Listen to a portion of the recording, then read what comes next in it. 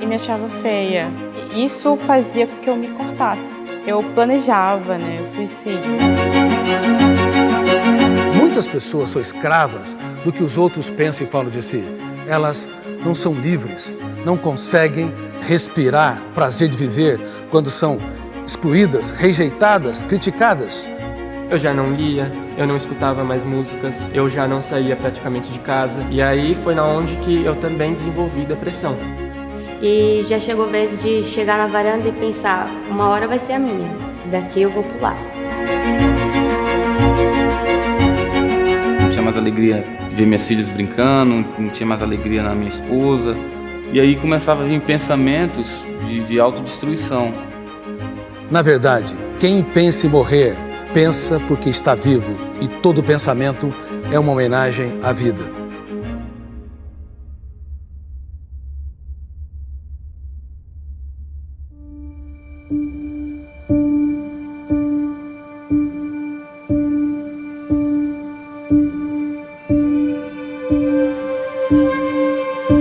Eu estou aqui porque estou preocupado com você.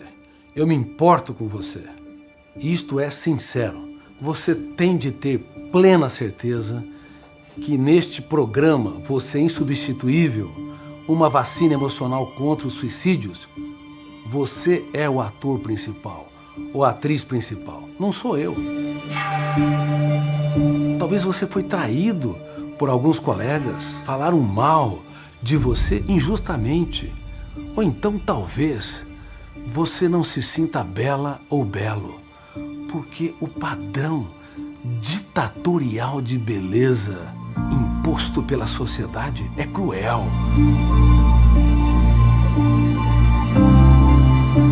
Talvez você seja alguém com muitas mágoas. Quantas mágoas estão depositadas dentro de si?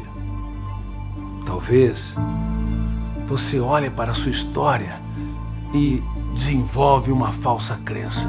Eu não fiz nada de importante. Eu sou alguém insignificante.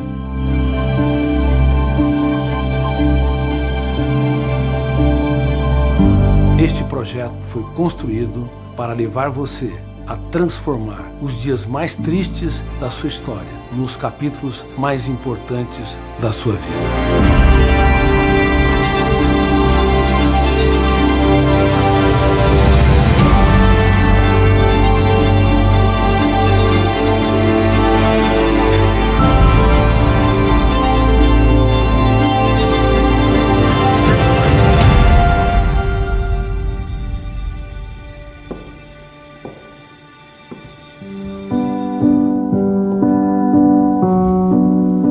6 filhos, papai e mamãe, morávamos num quarto, um pequeno quarto. Mas a pobreza, nem de longe, foi um grande problema. Pelo contrário, me estimulou a socializar, a me reinventar. Mas quando eu fui para a escola, os problemas começaram. Havia um garoto que todos os dias quase batia na minha cabeça e eu ia chorando para casa. A escola, que deveria ser um oásis para que eu pudesse aprender, se tornou um canteiro de estresse. A humilhação, a rejeição, hoje nós chamamos isso de bullying. Naquela época, não tinha esse nome, mas a dor era tão cálida e penetrante como hoje. No ensino médio, eu era a segunda nota da classe, de baixo para cima. Vivia desconcentrado, pensando em muitas coisas em outro planeta. Meus colegas diziam que eu só tinha um caderno e nada escrito. E eu me arrisquei a dizer, eu quero ser um médico e um cientista. Silêncio geral. Depois vieram os deboches. E eu comecei a estudar 12 horas por dia, porque eu queria transformar o deboche em crescimento, lágrimas em sabedoria, crises em ganho. E entrei na faculdade de medicina. Mas quando estava no segundo ano, para o terceiro ano, mais uma crise importantíssima. Eu desenvolvi um quadro depressivo. Perdi o prazer de viver, eu era hipersensível, pequenos problemas tinham um impacto muito grande, eu não conseguia gerenciar os meus pensamentos perturbadores. Eu não conseguia me encantar com a vida. O que você faz quando dentro de você experimenta um terremoto emocional? Desiste de viver? Se entrega? O ideal é nós procurarmos um profissional de saúde mental, como um psiquiatra e um psicólogo. Mas naquela época, procurar um profissional era um vexame, uma vergonha. E infelizmente eu não procurei. Mas eu procurei algo que me ajudou muito. O mais importante endereço, o endereço que poucos encontram ao longo do traçado da sua história. Um endereço dentro de mim mesmo. Eu comecei a me perguntar: quem sou? O que sou? Por que não consigo controlar meus pensamentos perturbadores? Por que sofro por antecipação? Por que minha emoção é terra de ninguém? Uma rejeição, uma crítica, uma exclusão invade-me e me infecta. E eu escrevia todas as perguntas e procurava as respostas. E ali, a minha dor se tornou a minha mestra. Há um tesouro dentro de você que você não imagina. Há ferramentas incríveis que você pode usar para escrever os capítulos mais notáveis da sua história, mesmo quando o mundo desaba sobre você. Alguns editores me consideram o médico psiquiatra mais lido na atualidade em todo o mundo. Mas o que muitos não sabem, que eu sou um dos seres humanos que mais chorou. Não são os aplausos que eu recebo que sustentam a minha história. São as lágrimas que eu chorei, as rejeições que eu tive. São as perdas que eu sofri. Não tenha medo quando você estiver no deserto. Não tenha medo quando as pessoas te vaiarem, te excluírem e te criticarem. Não tenha medo do caminho. Tenha medo, sim, de não caminhar.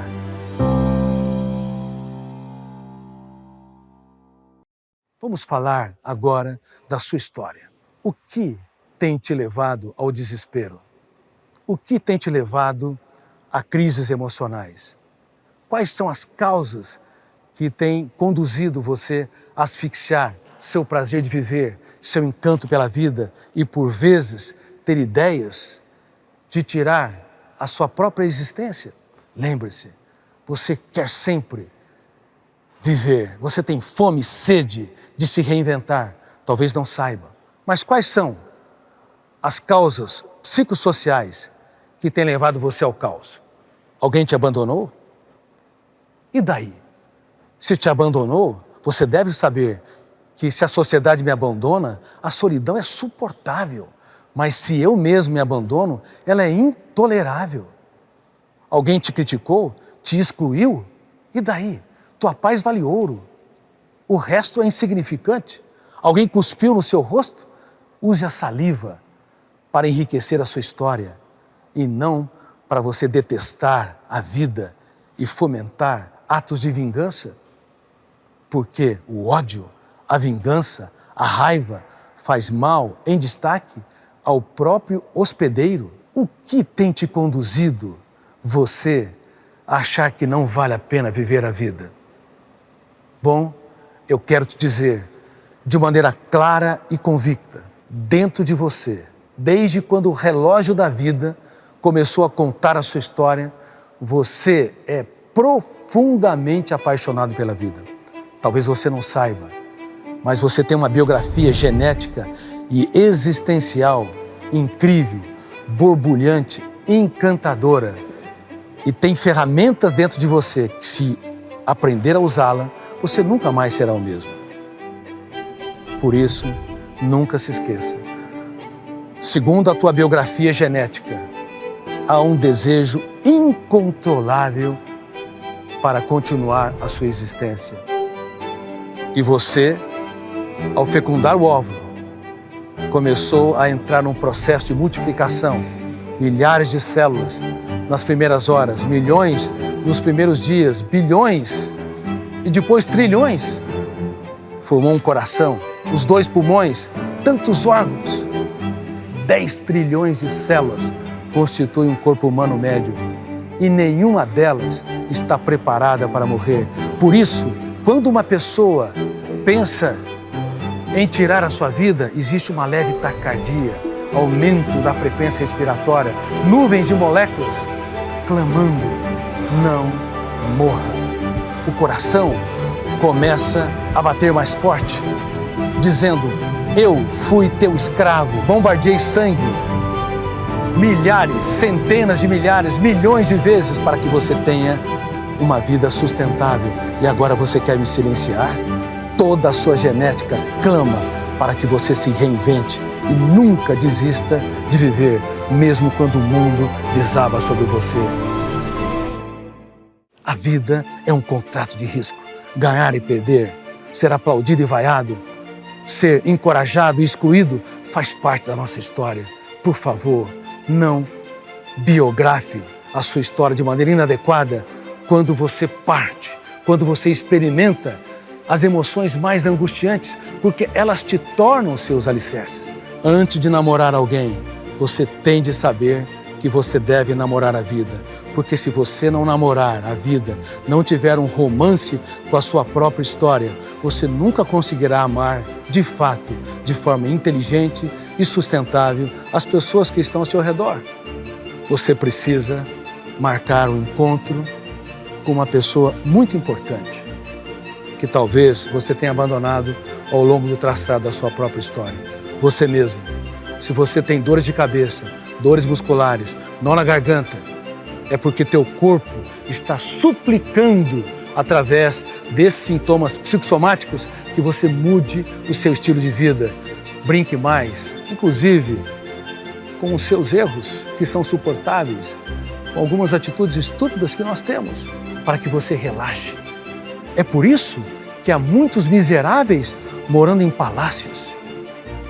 Tiveram sucesso empresarial, mas não tiveram sucesso de fazer das pequenas coisas um espetáculo aos olhos. É por isso que, na atualidade, as pessoas que vivem nos celulares, horas a fio, enviam mensagens e os outros não dão like, tem um ataque de ansiedade, tem uma necessidade neurótica de corresponder às expectativas dos outros, perdendo a sua identidade básica, a sua liberdade, a sua autonomia. Você tem de saber, se tem esses sintomas, é porque você se abandonou. E você precisa encontrar esse personagem que está num lugar indigno da sua própria agenda. Você precisa encontrar o mais importante endereço, o endereço dentro de você mesmo. Aprender a matemática da emoção. Na matemática numérica, se você divide, você diminui. Mas sobre o ângulo da gestão da emoção, você vai entender que quando você divide, você aumenta. Quando você divide seus pesadelos, você aumenta a capacidade de superação. Quando você divide os seus problemas, os seus conflitos, as suas crises, você dá mais musculatura para o seu eu se tornar autor da sua própria história, mesmo que os outros não correspondam às suas expectativas. Você se ouve, e quando você se ouve, você elabora mais a sua experiência. O monstro que está dentro de você deixa de te assombrar e você começa a domesticá-lo.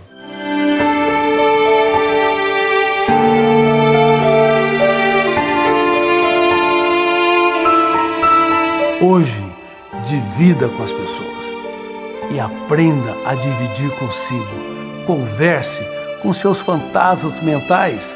Pergunte: por que a minha vida perdeu sentido?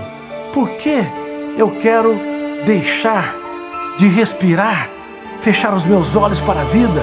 Pergunta: por que a minha dor está me asfixiando? Por que os meus pensamentos perturbadores estão tirando a minha motivação para viver? Se você pensa em desistir da vida, por que você não usa o seu eu para deixar de ser vítima, para ser autor da sua própria história?